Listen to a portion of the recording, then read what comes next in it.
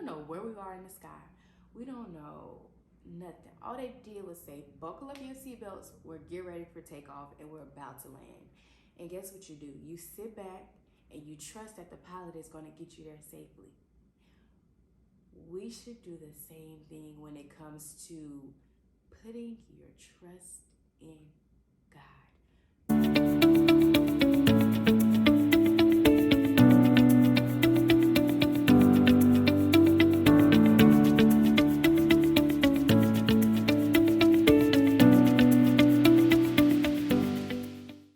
Oh, we supposed to cut that off. Anyway, what's up, guys? Welcome back to my channel. If you are new here, welcome.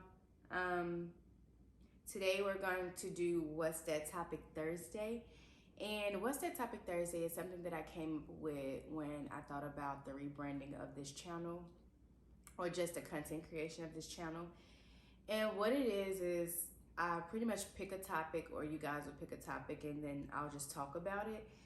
And so this topic is kind of near and dear to my heart. You know, that sounds really cliche, but it really is, because it's something that I've been kind of battling with for some time, and I know a lot of us battle with. The last time that I sat down and really had like a one-on-one conversation with you guys was when I talked about my depression and anxiety. So it's not going to be that, but I think it was like last Friday sometime, I posted some things on my stories, a video of my story talking about religion and spirituality. And I kind of wanted to like expand on that. And just to be clear, this is not to make anyone conform to any religion or any type of spirituality practice, any of that. I'm just sharing my opinion, and then hopefully you guys will engage, like either in the comments or DM me or whatever, and tell me what you think about this conversation. So, as I mentioned in like 2 or 3 of my previous videos, I went on a 21-day fast. And so with that 21-day fast, I didn't do any social media. Well, I didn't do Instagram. I think I didn't do Facebook. I did YouTube though. So the reason why I went on that fast was because I really wanted to become more in touch with hearing from God. I feel like I was always trying to produce content, figure out all these content creation ideas, and I just wasn't giving myself the time to let the vibes and the energy flow and receive what I needed to receive so that I can give. So during that time, I also learned a lot about just being in a spiritual war. And a lot of us usually go through that. And in my videos, I'll insert them here. It pretty much talked about a spiritual warfare or a spiritual war. A spiritual battle looks like you figuring out how to do it your way versus God's way, or like, you know, vice versa. So I wanted to highlight what the meaning of religion is first, and then kind of go from there. So it says that religion, based off of the definition, is the belief in and worship of a superhuman controlling power, especially a personal God or gods, similar to faith, belief, divinity, worship, creed, teaching, doctrine. A particular system of faith and worship, and a pursuit of interest to which someone describes a supreme importance. Okay? So it doesn't really talk about like any cult or anything. So, but I want to define the word faith, and then we're going to define the word spirituality. Faith is the complete trust or confidence in someone or something, strong belief in God or doctrines of a religion based on spiritual apprehension rather than proof. Okay, so rather than proof is like the part that most people are probably shaky about. But that's where faith come into play. And then I'll define spirituality, where spirituality involves the recognition of a feeling or sense or belief that there is something greater than myself, something more to being human than sensory experience, and that the greater whole of which we are a part of is cosmic or divine in nature. An opening of the heart is an essential aspect of true spirituality. So there are 3 elements of spirituality: relationships, values, and life purpose. That's a whole nother video that I'm going to talk about. But So, with that being said, I know a lot of us, especially in our generation, we don't want to pretty much, I feel like we've strayed away from the idea of religion because we feel like it's more of a cult. Like it put these certain restrictions on our lives, and everybody wants to live young, wild, and free with no type of repercussion. So, I feel like saying that you're spiritual versus religion is also just an easy way out to not feeling convicted when you do something that you know that pretty much isn't the best decision, right? I know a lot of us, especially like Black people, we grew up in Christian households, mostly Baptist, or we grew up in Catholic households. And I think a lot of us have strayed away from that teaching because we've seen a lot of things go on in the church. We've seen a lot of things go on in, you know, the masses or with the Pope or with the priest or whatever the case may be. But like I stated in my video that I posted on Instagram, is that no matter what religion you are, regardless, you should not rely solely on another human being to establish a relationship with God, right? Let me make sure this is still recording. A relationship with God.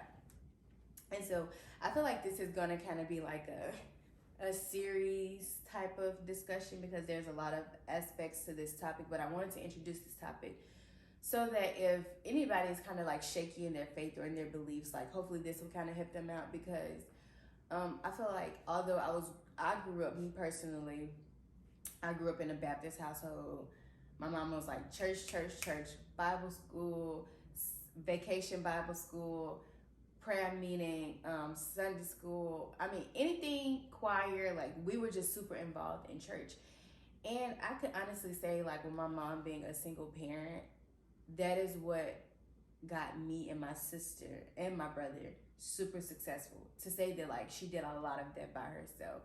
And a lot of people will look at us crazy, like, dang, y'all go to church a lot. Oh, they really used to joke about it, but it's like when we look back at it and where we come from, like we literally came from nothing, like dirt poor in Mississippi. And just to see where we are now, it's just like I know it was nobody but God.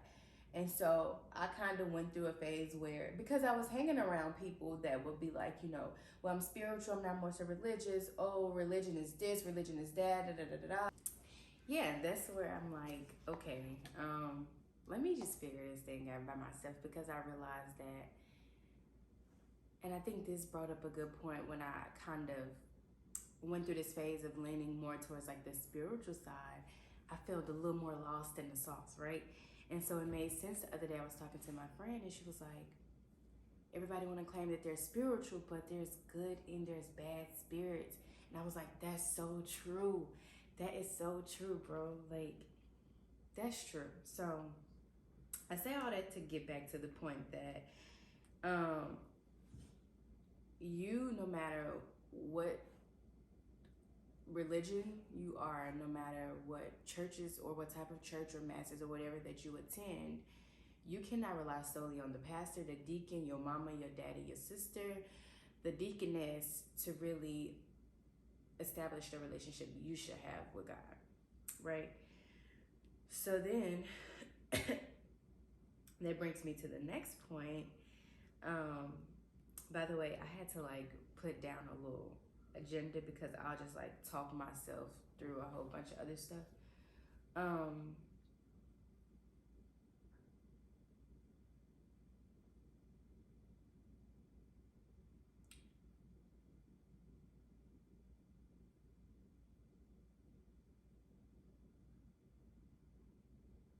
Okay, so there was this thing that one of my friends had posted. Oh, this is for one of my friends. It says, the goal is to live like Christ. However, Christ lived his life against the law, challenging society's norms and general ideologies, urging people to transcend them. If Jesus Christ returned today in America, he would not return as a middle-class worker He would not return as a middle-class worker living the American dream. He will return as an underprivileged individual, ridiculed for the great works he's doing for his community. If he suffered the same fate he once did, his death would not be glorified, triumph across the country. It would be wrongly at the hands of the state as they create a convoluted lie to justify his execution similarly to the Romans. If Jesus Christ came back today, his death would be similar to the deaths of Michael Brown, Eric Garner, John Crawford, Ezra Ford, Tony Rice, or Tamir Rice. And that was for my friend Kimby. And it's so like how everything aligned. The day that I made the Instagram post was like the day that he posted this, and was like this topic was just on my mind heavy. And I want to just kind of like wrap this up with saying that during my 21-day fast, I felt more connected to God, my spirituality, and the idea that I have control over the things that I decide to put my trust and belief in. And I know mentally, me personally, like, I think I'm a pretty intelligent individual, but I cannot maneuver this daily life without Christ. Like, when we talked about the definition of spirituality and religion, it was all having this crazy amount of trust in something that's unseen, but that's the beauty of it, right? You get on a flight. I think about this all the time when I fly on an airplane, and we don't know who the pilot is. We don't know where we are in the sky. We don't know nothing. All they did was say, buckle up your seatbelts, we're getting ready for takeoff, and we're about to land. And guess what you do? You sit back and you trust that the pilot is going to get you there safely. We should do the same thing when it comes to putting your trust in God, knowing that there is something bigger than you. We didn't just come from our mamas. Like, we wasn't just boomed out of a vagina and was like, okay, here's your life. No, this was all predestined. All of everything that is happening, which is why when you have your deja vu, it's like all of this stuff was predestined. You've seen it before. It's here. It's been there. You just have to take the responsibility of really believing that there's something bigger. There's something bigger than all of us. And I know it's like something that a lot of us don't want to think about and really like sit on. But it's like, how are you going to make it without believing that? Right? Like, I can't do it by myself. You can't do it by yourself. So, yeah. This was just like, what's the topic Thursday? And I felt like I want to do like a part 2 series on this so that we can go more into detail. But think about the definitions that I read out to you. Like, meditate on them, think about them, pray on them, and see where it leads you. I think it'll lead you in a really good spot. And let's not think of religion as a cult, but as a belief, as a community of people who have the same type of spirituality, the same type of trust, the same type of faith, and the same type of passengers on the plane when it's time for you to fly. Okay? That's all. I'm about to get to work. Okay, and then one last thing, and the reason why I also read that quote was because something that I battle with like trying to establish this influencer content creation journey is like not feeling as if I'm pushing God up on people, or like that I'm like, that I seem like I'm like super spiritual or like super religious or whatever, but like more so